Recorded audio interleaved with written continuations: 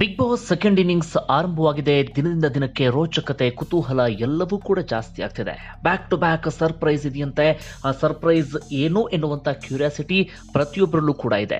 Big boss second innings ನಲ್ಲಿ ಒಂದಷ್ಟು surprise ಗಳನ್ನ ಕೊಟ್ಟರೆ ಮಾತ್ರ ಬಿಗ್ ಬಾಸ್ ಕಡೆಗೆ ಜನ ಅಟ್ರಾಕ್ಟ್ ಆಗ್ತಾರೆ. ಇಲ್ಲವಾದಲ್ಲಿ ದೂರವಾಗುವಂತ ಎಲ್ಲ ಸಾಧ್ಯತೆಗಳು ಕೂಡ ಇದೆ. ಕಾರಣ ಬಿಗ್ ಬಾಸ್ ಈ ಒಂದಷ್ಟು ಸೀಸನ್ ಗಳಿಗೆ ಹೋಲಿಕೆಯನ್ನು ಮಾಡಿಕೊಂಡ್ರೆ ಈ ಬಿಗ್ ಬಾಸ್ ಸ್ವಲ್ಪ ಡಲ್ ಆಗಿತ್ತು ಎನ್ನುವಂತ ಅಭಿಪ್ರಾಯವು ಕೂಡ ಸಾರ್ವಜನಿಕ ವಲಯದಲ್ಲಿ ಅಥವಾ ಸಾಮಾಜಿಕ ಜಾಲತಾಣದಲ್ಲಿ ವ್ಯಕ್ತವಾಗ್ತಾ ಇತ್ತು. ಕಾರಣ ಬಿಗ್ ಬಾಸ್ ಫಸ್ಟ್ ಸೀಸನ್ ಅಥವಾ ಸೆಕೆಂಡ್ ಸೀಸನ್ ನಾವು ಗಮನಿಸ್ತಾ ಇದ್ರೆ ಸಿಕ್ಕಾಪಟ್ಟೆ ಎಂಟರ್ಟೈನ್ಮೆಂಟ್ ಇರ್ತಾ ಇತ್ತು. ಟಾಸ್ಕ್ ಹೊರತಾಗಿಯೂ ಕೂಡ ಭರ್ಜರಿಯಾದಂತಹ ಮನರಂಜನೆಯನ್ನ ಅಲ್ಲಿರುವಂತಹ ಸ್ಪರ್ಧಿಗಳು ಕೊಡ್ತಾ ಇದ್ರು. ಯಾಕಂದ್ರೆ ಸ್ಪರ್ಧಿಗಳು ಕೂಡ ಹಾಗೆ ಇರ್ತಾ ಇದ್ರು. ಆದ್ರೆ ಈ ಸೀಸನ್ ನಲ್ಲಿ ಕೆಲವು ಸ್ಪರ್ಧಿಗಳು ಮಾತ್ರ ಭರ್ಜರಿಯಾದಂತಹ ಎಂಟರ್ಟೈನ್ಮೆಂಟ್ ಅನ್ನ ಕೊಡ್ತಾ ಇದ್ರೆ ಹೊರತಾಗಿ ಉಳಿದಂತ ಸ್ಪರ್ಧಿಗಳು ಟಾಸ್ಕ್ ಟೈಮ್ ನಲ್ಲಿ ಮಾತ್ರ ಆಕ್ಟಿವ್ ಆಗಿರ್ತಾ ಇದ್ರು. ಟಾಸ್ಕ್ ಮುಗಿತಾ ಇದ್ದ ಹಾಗೆ ಮತ್ತೆ ಇನ್ಆಕ್ಟಿವ್ ಆಗಿಬಿಡ್ತಾ ಇದ್ರು. ಒಂದು ರೀತಿಯಲ್ಲಿ ಪಿಕ್ನಿಕ್ ಸೆಂಟರ್ ಅಥವಾ ಪಿಕ್ನಿಕ್ ಸ್ಪಾಟ್ ಅನ್ನ ಮಾಡಿಕೊಂಡ ಹಾಗೆ ಕಾಣಿಸ್ತಾ ಇತ್ತು. ಹೀಗಾಗಿಯೂ ಕೂಡ ತೀವ್ರವಾದಂತಹ ಆಕ್ಷೇಪ ಮೊದಲ ಇನ್ನಿಂಗ್ಸ್ ಸಂದರ್ಭದಲ್ಲಿ ವ್ಯಕ್ತವಾಗಿತ್ತು. ಸೆಕೆಂಡ್ ಇನ್ನಿಂಗ್ಸ್ ನಲ್ಲಿ ಅದ್ಯಾವುದು ಕೂಡ ರಿಪೀಟ್ ಆಗಬಾರದು ಅನ್ನೋದು ವೀಕ್ಷಕರ ಅಭಿಪ್ರಾಯ. ಕಾರಣ ಬಿಗ್ ಬಾಸ್ ಅಂದ್ರೆ ಮನರಂಜನೆಗೋಸ್ಕರ ನೋಡ್ತಾರೆ. ಒಂದಷ್ಟು ಟೈಮ್ ಅನ್ನ ಮೀಸಲಿಡ್ತಾರೆ ಜನ ಅಂದ್ರೆ ಅದರಲ್ಲಿ ಎಂಟರ್ಟೈನ್ಮೆಂಟ್ ಸಿಗ್ಲೇಬೇಕಾಗುತ್ತೆ. ನೋಡೋಣ ಈ ಇನ್ನಿಂಗ್ಸ್ ನಲ್ಲಾದ್ರೂ ಒಂದಷ್ಟು ಎಂಟರ್ಟೈನ್ಮೆಂಟ್ ಸಿಗುತ್ತಾ ಅಂತ ಹೇಳಿ. ಈಗಾಗಲೇ ಒಂದೆರಡು ದಿನ ಆಗಿದೆ, ಬಟ್ ಹೇಳಿಕೊಳ್ಳುವಂತ ಎಂಟರ್ಟೈನ್ಮೆಂಟ್ ಸಿಕ್ಕ ಹಾಗೆ ಕಾಣಿಸ್ತಾ ಇಲ್ಲ. ಟಾಸ್ಕ್ಗಳು ಸ್ವಲ್ಪ ಮಟ್ಟಿಗೆ ಇಂಟ್ರೆಸ್ಟಿಂಗ್ ಆಗಿರುವಂತ ಕಾರಣಕ್ಕಾಗಿ ಸ್ವಲ್ಪ ವೀಕ್ಷಕರ ಅಟೆನ್ಷನ್ ಅನ್ನ ಈ ಬಿಗ್ ಬಾಸ್ ಹಿಡಿದಿಟ್ಟುಕೊಂಡಿದೆ. ಇನ್ನು ಅಸಲಿ ವಿಚಾರಕ್ಕೆ ಬರ್ತೀನಿ ನೋಡಿ. ಬಿಗ್ ಬಾಸ್ ಮೊದಲ ಇನ್ನಿಂಗ್ಸ್ ಸಂದರ್ಭದಲ್ಲಿ ಒಂದಷ್ಟು ಜನ ತೀರಾ ಆತ್ಮೀಯರಾಗಿದ್ರು. ಆದರೆ ಸೆಕೆಂಡ್ ಇನ್ನಿಂಗ್ಸ್ಗೆ ಬರುವಂತ ಸಂದರ್ಭದಲ್ಲಿ ಅವರ ನಡುವೆ ನಿಧಾನವಾಗಿ ವೈಮನಸ್ಸು ಬೆಳೆಯೋದಿಕ್ಕೆ ಶುರುವಾಗಿದೆ. ಅವರ ನಡುವೆ ಎಲ್ಲವೂ ಕೂಡ ಸರಿ ಇಲ್ಲ ಅಂತ ಅನಿಸ್ತಾ ಇದೆ. ಮೇಲ್ನೋಟಕ್ಕೆ ಚೆನ್ನಾಗಿ ನಗ್ನಗ್ತಾ ಇದ್ರು ಕೂಡ, ಖುಷಿಯಾಗಿದ್ರು ಕೂಡ ಒಳಗಿಂದೊಳಗೆ ಸಿಟ್ಟು, ಆಕ್ರೋಶ ಎಲ್ಲವೂ ಕೂಡ ಇದೆ. ಕಾರಣ ಇಷ್ಟೇ, ಸಿಂಪಲ್. ಬಿಗ್ ಬಾಸ್ ನಿಂದ ಹೊರಗಡೆ ಹೋಗ್ತಾ ಇದ್ದ ಹಾಗೆ 43 ದಿನಗಳ ಕಾಲ ಹೊರಗಡೆ ಇದ್ರಲ್ಲ, ಆಗ ಎಲ್ಲ ಎಪಿಸೋಡ್ಗಳನ್ನು ಕೂಡ ನೋಡಿದ್ದಾರೆ. ಆಗ ಯಾರ ಬಗ್ಗೆ ಯಾರು ಮಾತನಾಡಿದ್ದಾರೆ, ಹಿಂದ್ಗಡೆಯಿಂದ ಬ್ಯಾಕ್ ಟಾಕ್ ಯಾರು ಮಾಡಿದ್ದಾರೆ ಅನ್ನೋದು ಎಲ್ರಿಗೂ ಕೂಡ ಗೊತ್ತಾಗಿದೆ. ಹೀಗಾಗಿ ಅವರ ನಡುವೆ ಅಷ್ಟಾಗಿ ಒಂದು ಹಿಂದೆ ಇದ್ದಂತ ಆ ಬಾಂಧವ್ಯ ಇಲ್ಲ. ಹಾಗಾದ್ರೆ ಯಾರ ನಡುವೆ ಆ ರೀತಿಯಾಗಿ ಆಗಿದೆ ಎನ್ನುವಂತ ವಿಚಾರವನ್ನ ನಾನು ಹೇಳ್ತಾ ಹೋಗ್ತೀನಿ. ಮೊದಲಿಗೆ ವೆರಿ ಸರ್ಪ್ರೈಸಿಂಗ್ಲಿ ಅರವಿಂದ್ ಕೆಪಿ ಹಾಗೆ ಮಂಜು ಪಾವಗಡ. ಅರವಿಂದ್ ಕೆಪಿ, ಮಂಜು ಪಾವಗಡ ಹಾಗೆ ರಾಜೀವ್ ಬಿಗ್ ಬಾಸ್ ಮನೆಯಲ್ಲಿ ತೀರಾ ಆತ್ಮೀಯರಾಗಿದ್ದಂತ ಗೆಳೆಯರು. ಆದ್ರೆ ಅರವಿಂದ್ ಕೆಪಿ ಮತ್ತೆ ಮಂಜು ಪಾವಗಡ ನಡುವೆ ಎಲ್ಲವೂ ಸರಿ ಇಲ್ಲ ಅನ್ನೋದು ಬಿಗ್ ಬಾಸ್ ಸೆಕೆಂಡ್ ಇನ್ನಿಂಗ್ಸ್ ಆರಂಭ ಆಗ್ತಿದ್ದ ಹಾಗೆ ಗೊತ್ತಾಗಿದೆ. ಯಾರು ಕೂಡ ಅನ್ಕೊಂಡಿರ್ಲಿಲ್ಲ ನಾಮಿನೇಷನ್ ಮಾಡುವಂತ ಸಂದರ್ಭದಲ್ಲಿ ಅರವಿಂದ್ ಕೆಪಿ ಮಂಜು ಪಾವಗಡ ಹೆಸರನ್ನ ಪ್ರಸ್ತಾಪ ಮಾಡ್ತಾರೆ ಅಂತ ಹೇಳಿ. ಆದ್ರೆ ಅರವಿಂದ್ ಕೆಪಿ ಪ್ರಸ್ತಾಪವನ್ನು ಮಾಡ್ತಾರೆ. ನನ್ನ ಹಿಂದೆ ನೀನು ಮಾತನಾಡಿದ್ಯಾ, ನಾನು ನಿನ್ನ ಎಲ್ಲಿಟ್ಟಿರ್ತೀನೋ ನೀನು ನನ್ನ ಅಲ್ಲೇ ಇಡಬೇಕು, ಆದ್ರೆ ನೀನು ಈ ರೀತಿಯಾಗಿ ಮಾತನಾಡಿದ್ದು ಸರಿಯಲ್ಲ ಅಂತ ಹೇಳಿ. ಏನಾಗಿತ್ತು, ಹಿಂದೆ ಒಂದು ಕ್ಯಾಪ್ಟನ್ಸಿ ಟಾಸ್ಕ್ ಬಂದಂತ ಸಂದರ್ಭದಲ್ಲಿ ಅರವಿಂದ್ ಕೆಪಿಗೆ ಆಪೋಸಿಟ್ ಆಗಿದ್ದಂಥವ್ರು ಯಾರು, ನಿಧಿ ಸುಬ್ಬಯ್ಯ, ಅದೇ ರೀತಿಯಾಗಿ ದಿವ್ಯಾ ಸುರೇಶ್. ಅವರಿಬ್ಬರ ನಡುವೆ ಅರವಿಂದ್ ಕೆಪಿ ಗೆದ್ದು ಬರ್ತಾರೆ. ಆದ್ರೆ ಮಂಜು ಪಾವಗಡ ಒಂದು ಆಸೆ ಇರುತ್ತೆ ದಿವ್ಯಾ ಸುರೇಶ್ ಗೆಲ್ಲಿ ಅಂತ ಹೇಳಿ. ಆಗ ಮಂಜು ಪಾವಗಡ ಒಂದು ಲೋಕಾಭಿರಾಮ ಮಾತನಾಡುವಾಗ ಒಂದು ಮಾತನ್ನು ಹೇಳಿರ್ತಾರೆ, ಅರವಿಂದ್ ಕೆಪಿಗೆ ಆಪೋಸಿಟ್ ಇದ್ದವ್ರು ಹೆಣ್ಮಕ್ಳು, ಅದಕ್ಕೆ ಅರವಿಂದ್ ಕೆಪಿ ಆರಾಮಾಗಿ ಗೆದ್ದು ಬಂದ್ಬಿಟ್ಟ, ಬೇರೆ ಯಾರಿದ್ರೆ ಗೆಲ್ಲೋಕೆ ಸಾಧ್ಯ ಇರ್ತಿರ್ಲಿಲ್ಲ ಅಂತ. ಇದೇ ವಿಚಾರವನ್ನು ನೋಡಿರುವಂತ ಅರವಿಂದ್ ಕೆಪಿಗೆ ಬೇಸರ ಆಗಿದೆ. ಮಂಜು ಪಾವಗಡ ಈ ರೀತಿಯಾಗಿ ಮಾತನಾಡಿದ್ದು ಸರಿಯಲ್ಲ ಅಂತ ಹೇಳಿ. ಈಗಲೂ ಕೂಡ ಸೆಕೆಂಡ್ ಇನ್ನಿಂಗ್ಸ್ ಆರಂಭ ಆದ್ಮೇಲೂ ಕೂಡ ಅವರಿಬ್ಬರ ನಡುವೆ ಅಂತ ಬಾಂಧವ್ಯ, ಅಂತ ಖುಷಿ, ಆ ಫ್ರೆಂಡ್ಶಿಪ್ ಇದ್ದ ಹಾಗೆ ಕಾಣಿಸ್ತಾ ಇಲ್ಲ. ಚಿಕ್ಕದಾದಂತ ಆ ಮುನಿಸು ದೊಡ್ಡದಾಗಿ ಬೆಳೆಯುವಂತ ಎಲ್ಲ ಲಕ್ಷಣಗಳು ಕೂಡ ಕಾಣಿಸ್ತಾ ಇದೆ. ಜೊತೆಗೆ ಇವರಿಬ್ಬರಿಗೆ ಬಹಳ ಸ್ಪಷ್ಟವಾಗಿ ಅರ್ಥ ಹೋಗ್ಬಿಟ್ಟಿದೆ, ಬಿಗ್ ಬಾಸ್ ಮನೆಯಲ್ಲಿ ಎದ್ರಾ ಭದ್ರ ಅಂತಿದ್ರೆ ಅಥವಾ ತೀವ್ರವಾದಂತ ಪೈಪೋಟಿ ಅಂತ ಇದ್ರೆ ನಮ್ಮಿಬ್ಬರ ನಡುವೆ, ಅರವಿಂದ್ ಮತ್ತೆ ಮಂಜು ಪಾವಗಡ ಇಬ್ಬರಿಗೂ ಕೂಡ ಅರ್ಥ ಆಗಿದೆ.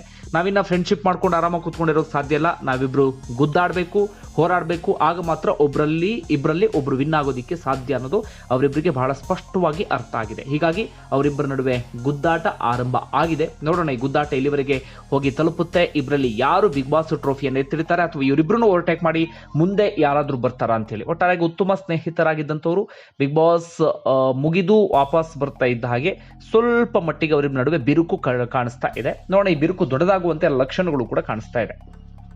Second, Divya Suresh versus Divya Uruduga. Bigg Boss first innings ನಲ್ಲಿ ದಿವ್ಯಾ ಸುರೇಶ್ ಮತ್ತೆ ದಿವ್ಯಾ ಉರುಡುಗ ಬಹಳ ಆತ್ಮೀಯರಾಗಿದ್ರು. ಬಹಳ ಅಂದ್ರೆ ತೀರಾ ಇವರಿಬ್ರು ಕೂಡ ಆತ್ಮೀಯರಾಗಿದ್ರು. ಆಲ್ಮೋಸ್ಟ್ ಎಲ್ಲ ವಿಚಾರಗಳನ್ನು ಕೂಡ ಒಬ್ರಿಗೊಬ್ರು ಶೇರ್ ಮಾಡ್ಕೊಳ್ತಾ ಇದ್ರು.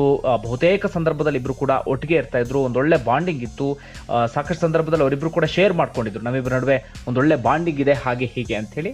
ಆದ್ರೆ ಒಂದು ವಿಚಾರಕ್ಕೆ, ಅಂದ್ರೆ ದಿವ್ಯಾ ಸುರೇಶ್ ಕನ್ನಿಂಗ್ ಆಟ ಆಡಿದ್ಲು ಎನ್ನುವಂತ ಒಂದು ವಿಚಾರಕ್ಕೆ ಸಂಬಂಧಪಟ್ಟ ಹಾಗೆ ಅವರಿಬ್ಬರ ನಡುವೆ ನಿಧಾನವಾಗಿ ಆ ಬಾಂಡಿಂಗ್ ಸ್ವಲ್ಪ ಬೇರೆ ಆಗೋದು ಆಗೋದಕ್ಕೆ ಶುರುವಾಗಿತ್ತು. ಅವರಿಬ್ಬರ ನಡುವೆ ಅವಾಗಲೇ ಬಿರುಕು ಬಿಟ್ಟಿತ್ತು ಫಸ್ಟ್ ಇನ್ನಿಂಗ್ಸ್ ಸಂದರ್ಭದಲ್ಲಿ. ಆದರೂ ಕೂಡ ಒಟ್ಟೊಟ್ಟಿಗೆ ಇರ್ತಾ ಇದ್ರು, ಕ್ಲೋಸ್ ಆಗಿರ್ತಾ ಇದ್ರು, ಪರಸ್ಪರ ಸಾರಿಯನ್ನು ಕೂಡ ಕೇಳ್ಕೊಂಡಿದ್ರು. ಹೀಗಾಗಿ ಚೆನ್ನಾಗಿದ್ರು, ಒಂದು ಹಂತಕ್ಕೆ ಅವರಿಬ್ಬರು ಚೆನ್ನಾಗಿದ್ರು. ಆದರೆ ಸೆಕೆಂಡ್ ಇನ್ನಿಂಗ್ಸ್ ಆರಂಭ ಆಗ್ತಾ ಇದ್ದ ಹಾಗೆ ಒಂದು ನಾಮಿನೇಷನ್ ಪ್ರಕ್ರಿಯೆ ನಡೀತಲ್ಲ, ಆ ಸಂದರ್ಭದಲ್ಲಿ ಯಾರು ಕೂಡ ಅಂದ್ಕೊಂಡಿರಲಿಲ್ಲ ದಿವ್ಯಾ ಸುರೇಶ್ ಹೆಸರನ್ನ ದಿವ್ಯಾ ಉರುಡುಗ ಪ್ರಸ್ತಾಪ ಮಾಡ್ತಾರೆ ಅಂತ ಹೇಳಿ. ದಿವ್ಯಾ ಉರುಡುಗ ಆರಂಭದಲ್ಲಿ ಹೇಳ್ತಾರೆ, ನನಗೆ ಉತ್ತಮ ಸ್ನೇಹಿತೆ, ಆದರೆ ಒಂದಷ್ಟು ವಿಚಾರಗಳನ್ನು ಮಾತನಾಡಿದ್ದು ನನಗೆ ಇಷ್ಟ ಆಗಲಿಲ್ಲ. ಈ ಹಿಂದೆ ದಿವ್ಯಾ ಸುರೇಶ್ ಮಾತನಾಡಿದ್ರು, ಏನಪ್ಪಾ ಅಂದ್ರೆ ನನ್ನ ಸ್ಮೈಲ್ ಫೇಕ್ ಅಂತ ಹೇಳಿದ್ಲು. ಆದ್ರೆ ನನ್ನ ಜೊತೆ ಇಷ್ಟು ದಿನಗಳ ಇದ್ಲಲ್ಲ, ನಾನು ಫೇಕ್ ಅಂತ ಗೊತ್ತಿದ್ರು ಇಷ್ಟು ದಿನಗಳ ಕಾಲ ನನ್ನ ಜೊತೆ ಇದ್ಲ ಎನ್ನುವಂಥ ಪ್ರಶ್ನೆಯನ್ನು ಕೂಡ ಅವರು ಮಾಡ್ತಾರೆ. ಜೊತೆಗೆ ಇದು ನನಗೆ ಇಷ್ಟ ಆಗಲಿಲ್ಲ ಎನ್ನುವಂಥ ವಿಚಾರವನ್ನು ಕೂಡ ಹೇಳ್ತಾರೆ. ಇದಾದ ನಂತರವೂ ಕೂಡ ಅವರಿಬ್ರು ಕೂಡ ಆಪೋಸಿಟ್ ಟೀಮ್ನಲ್ಲಿ ಇರ್ತಾರೆ ಪರಸ್ಪರ. ಹೀಗಾಗಿ ಅವರಿಬ್ಬರ ನಡುವೆ ಸ್ವಲ್ಪ ಮಟ್ಟಿಗೆ ಆ ಮುನಿಸು, ಸಿಟ್ಟು ಎಲ್ಲವೂ ಕೂಡ ಕಂಟಿನ್ಯೂ ಆಗುವ ರೀತಿಯಲ್ಲಿ ಕಾಣಿಸ್ತಾ ಇದೆ. ಮೊದಲ ಇನ್ನಿಂಗ್ಸ್ನಲ್ಲಿ ಬೆಸ್ಟ್ ಫ್ರೆಂಡ್ ಆಗಿದ್ದವರು ಸೆಕೆಂಡ್ ಇನ್ನಿಂಗ್ಸ್ಗೆ ಬರೋ ಟೈಮಿಗೆ ಸ್ವಲ್ಪ ಮಟ್ಟಿಗೆ ದೂರ ಎನ್ನುವ ರೀತಿಯಲ್ಲಿ ಕಾಣಿಸ್ತಾ ಇದ್ದಾರೆ. ಅವರಿಬ್ಬರಿಗೂ ಕೂಡ ಅರ್ಥ ಆಗ್ಬಿಟ್ಟಿದೆ, ನಾವಿಬ್ರು ಬೆಸ್ಟ್ ಕಾಂಪಿಟೇಟರ್, ನಾವು ಪರಸ್ಪರ ಇಬ್ರು ಕೂಡ ಪೈಪೋಟಿಯನ್ನ ನೀಡಲೇಬೇಕಾಗಿರುವಂತಹ ಸ್ಪರ್ಧಿಗಳು. ಹೀಗಾಗಿ ಇಲ್ಲಿ ಫ್ರೆಂಡ್ಶಿಪ್ ಮಾಡ್ಕೊಂಡು ಕೂತ್ಕೊಂಡ್ರೆ ಆಗೋದಿಲ್ಲ, ನಾವಿಬ್ರು ಗುದ್ದಾಡಬೇಕು ಅನ್ನೋದು ಅವರಿಬ್ಬರಿಗೂ ಕೂಡ ಅರ್ಥ ಆದ ಹಾಗೆ ಕಾಣಿಸ್ತಾ ಇದೆ. ಸೊ ಅವರಿಬ್ಬರ ನಡುವೆ ಕೂಡ ಒಂದು ಗುದ್ದಾಟವನ್ನ ಮುಂದಿನ ದಿನಗಳಲ್ಲಿ ನಾವು ನಿರೀಕ್ಷೆ ಮಾಡಬಹುದು. ಅವರಿಬ್ಬರಲ್ಲಿ ಯಾರು ಮುಂದೆ ಹೋಗ್ತಾರೆ, ಯಾರು ಹಿಂದೆ ಉಳಿತಾರೆ ಅನ್ನೋದನ್ನ ಮುಂದಿನ ದಿನಗಳಲ್ಲಿ ಕಾದು ನೋಡಬೇಕಾಗುತ್ತೆ. ಬರೀ ಟಾಸ್ಕ್ ನಲ್ಲಿ ಸಕ್ರಿಯರಾಗಿದ್ರೆ ಸಾಲದು, ಎಂಟರ್ಟೈನ್ಮೆಂಟ್ ಅನ್ನು ಕೂಡ ಕೊಡ್ತಾ ಹೋಗಬೇಕಾಗುತ್ತೆ. ಜನ ಬಿಗ್ ಬಾಸ್ ಇಂದ ನಿರೀಕ್ಷೆ ಮಾಡೋದೇ ಎಂಟರ್ಟೈನ್ಮೆಂಟ್. ಇನ್ನೊಂದು ಬಹಳ ಇಂಟ್ರೆಸ್ಟಿಂಗ್ ಅನ್ಸುತ್ತೆ, ನಿಮ್ಗಿದು ಅಲ್ಲ ಅನ್ಸುತ್ತೆ, ಆದ್ರೆ ನನ್ನ ಅಭಿಪ್ರಾಯ ಇದು ಪ್ರಶಾಂತ್ ಸಂಬರ್ಗಿ ವರ್ಸಸ್ ಚಕ್ರವರ್ತಿ ಚಂದ್ರಚೂಡ್.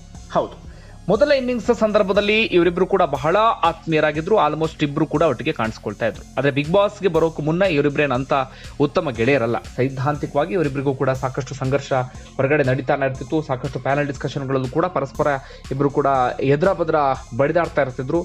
ಸೋಷಿಯಲ್ ಮೀಡಿಯಾದಲ್ಲೂ ಕೂಡ ಆಗಾಗ ಜಗಳ ಮಾಡ್ಕೊಳ್ತಾನೆ ಇರ್ತಿದ್ರು ಇಬ್ರು ಪರಸ್ಪರ. ಆದ್ರೆ ಬಿಗ್ ಬಾಸ್ಗೆ ಬರ್ತಾ ಇದ್ದ ಹಾಗೆ ಇವರಿಬ್ರು ಒಂದೇ ಏಜ್ನವ್ರು ಅನ್ನೋ ಕಾರಣಕ್ಕಾಗಿಯೋ ಮೊದಲಿಂದ ಪರಿಚಯ ಇದ್ದವರು ಅಂತ ಕಾರಣಕ್ಕಾಗಿ ಇಬ್ರು ಕೂಡ ಆತ್ಮೀಯರಾಗ್ತಾರೆ.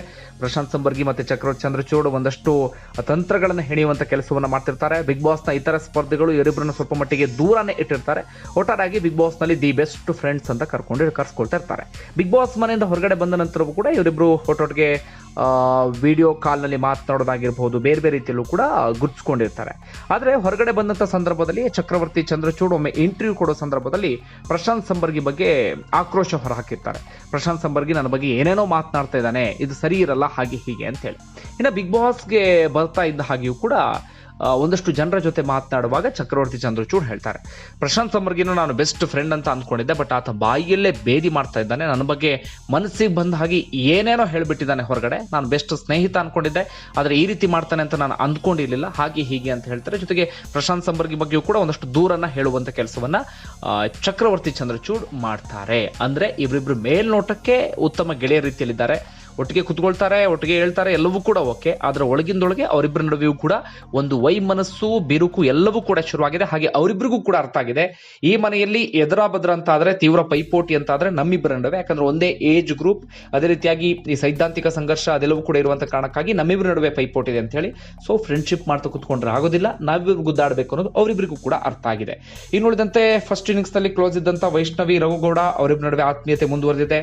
ಇನ್ನು ಪ್ರಿಯಾಂಕ್ ತಿಮೇಶ್ ಹಾಗೆ ಶಮಂತ್ ಸ್ವಲ್ಪ ಮಟ್ಟಿಗೆ ಕ್ಲೋಸ್ ಆಗಿದ್ರು, ಬಟ್ ಸೆಕೆಂಡ್ ಇನ್ನಿಂಗ್ಸ್ ನಲ್ಲಿ ತುಂಬಾ ಆತ್ಮೀಯರಾದ ಹಾಗೆ ಕಾಣಿಸ್ತಾ ಇದೆ. ಒಂದಷ್ಟು ಜನ ಸಿಂಗಲ್ ಆಗಿ ಕೂಡ ಆಡ್ತಾ ಇದ್ದಾರೆ. ಒಟ್ಟಾರೆಯಾಗಿ ಬಿಗ್ ಬಾಸ್ ದಿನದಿಂದ ದಿನಕ್ಕೆ ಕುತೂಹಲವನ್ನಂತೂ ಮೂಡಿಸ್ತಾ ಇದೆ. ನೋಡೋಣ ಎಲ್ಲಿವರೆಗೆ ಹೋಗುತ್ತೆ, ಈ ಎಂಟರ್ಟೈನ್ಮೆಂಟ್ ಇನ್ನಷ್ಟು ಜಾಸ್ತಿ ಆಗುತ್ತಾ ಅಥವಾ ಬೋರ್ ಹೊಡ್ಸೋದಿಕ್ಕೆ ಶುರುವಾಗುತ್ತಾ ಅಂತ ನಿಮ್ಮ ಅಭಿಪ್ರಾಯವನ್ನು ತಿಳಿಸಿ.